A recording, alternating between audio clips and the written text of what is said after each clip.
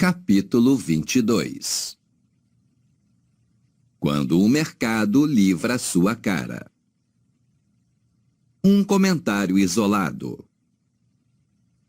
Alguns conselhos específicos de trading, como a importância da gestão de risco e a necessidade de disciplina, embora absolutamente óbvios, foram citados por vários dos traders que entrevistei. De vez em quando, porém, um deles dava uma ideia que ninguém tinha mencionado antes. Tenho um apreço especial por esses comentários isolados. Um exemplo perfeito é a frase de Marty Schwartz sobre os casos em que você está muito inquieto com a sua posição e o mercado deixa você sair facilmente. Segundo Schwartz, se você já passou uma noite inteira e, sobretudo, um fim de semana inteiro, nervoso com uma posição, e quando o mercado abre dá para sair por um preço muito melhor do que você imaginava, então, geralmente é melhor ficar com a posição.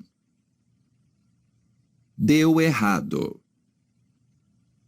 Uma ilustração do comentário de Schwartz aflorou em minha entrevista com Bill Lipschutz, que descreveu a primeira vez em que teve muito medo em sua carreira no trading. Na época, ele operava uma gigantesca carteira cambial proprietária para os Salomon Brothers. Era o outono de 1988 e Lipschutz esperava que o dólar caísse frente ao marco alemão. Ele conta que, como o mercado estava em um período de baixa volatilidade, sua posição era muito maior que o normal. Ele estava vendido em 3 bilhões de dólares contra o marco. Era uma sexta-feira à tarde, e Mikhail Gorbachev fez um discurso nas Nações Unidas, anunciando que a União Soviética faria cortes na defesa. O mercado interpretou isso como um aumento da probabilidade de cortes nos gastos militares dos Estados Unidos, o que, por sua vez, ajudaria a reduzir o déficit. Reagindo a isso, o dólar imediatamente começou a subir.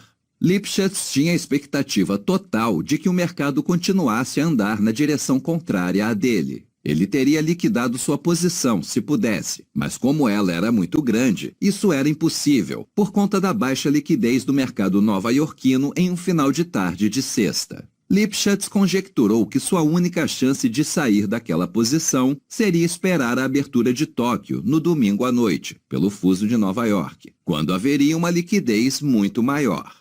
Nesse meio tempo, sua estratégia foi tentar evitar que o dólar subisse ainda mais diante do marco, naquele reduzido mercado de sexta-tarde. Por isso, num esforço para fazer o dólar cair, Lipschutz vendeu mais 300 milhões. O mercado absorveu aquela ordem gigante como uma esponja. Não deu o menor sinal de vacilação. Lipschutz se deu conta de que estava lascado. Ele foi até a sala do presidente da empresa e disse: "Temos um problema."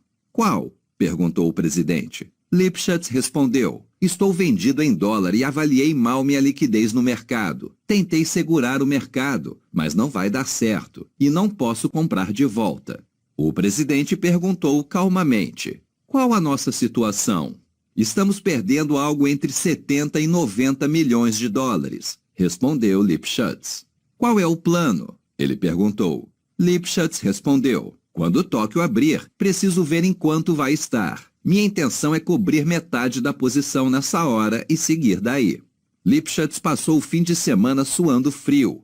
Quando Tóquio abriu na noite de domingo, o dólar começou, na verdade, caindo. Era o mercado livrando a cara de Lipschutz. Ele, porém, deixou de lado o plano inicial de cobrir metade da posição na primeira parte da sessão de Tóquio. Resolveu, em vez disso, esperar.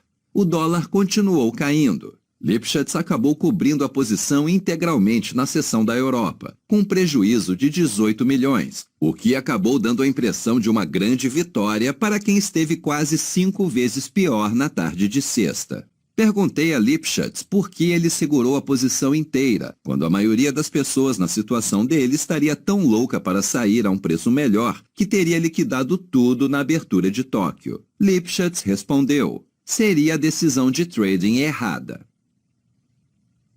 Schwartz me faz economizar.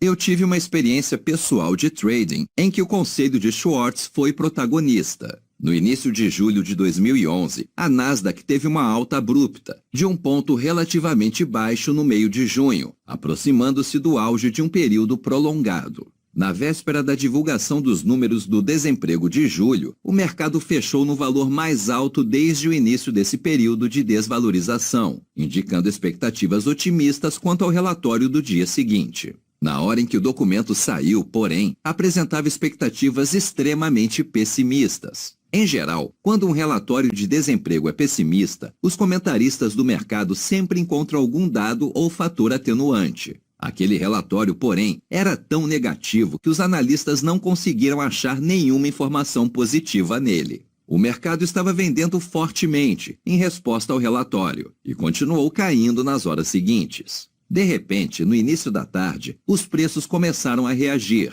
tendência que seguiu firme pelo restante da sessão. No fechamento, o mercado apagara 75% das perdas em relação ao ponto mais baixo do dia. Era uma sexta-feira e, portanto, o fechamento da semana também foi forte, com os preços terminando não muito longe do ápice dos anos recentes. Na época, eu estava em busca de uma alta intermediária e cheguei aquele dia numa posição extremamente vendida. A capacidade do mercado de ignorar notícias muito pessimistas, somada a um fechamento da semana próximo ao auge de vários anos, me pareceu uma variação de preços bastante otimista.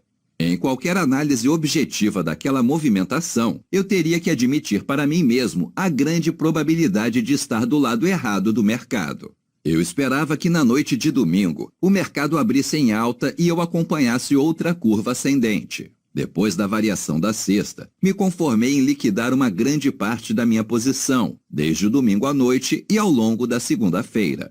Na noite do domingo, porém, embora eu temesse o pior, em 10 minutos o mercado caiu 15 pontos em relação ao fechamento de sexta. Recordando-me da frase de Schwartz, liquidei apenas simbólicos 10% da minha posição vendida. O mercado estava bem abaixo na abertura de segunda e continuou bem mais baixo depois. Seguir o conselho de Schwartz me fez economizar muito dinheiro. Por que a regra de não sair quando o mercado livra facilmente a sua cara tende a funcionar na maioria das vezes? Porque, pense nisso, quando você passa a noite e sobretudo o fim de semana muito preocupado com uma posição, é por conta de algum acontecimento dramático. Talvez tenha ocorrido algum fato inesperado, prejudicial à sua posição. Ou talvez o mercado tenha fechado na sexta-feira com uma valorização robusta, rumo a novos recordes, e você ainda está vendido. Qualquer que seja o fato ou desdobramento, dificilmente você será o único a ficar sabendo.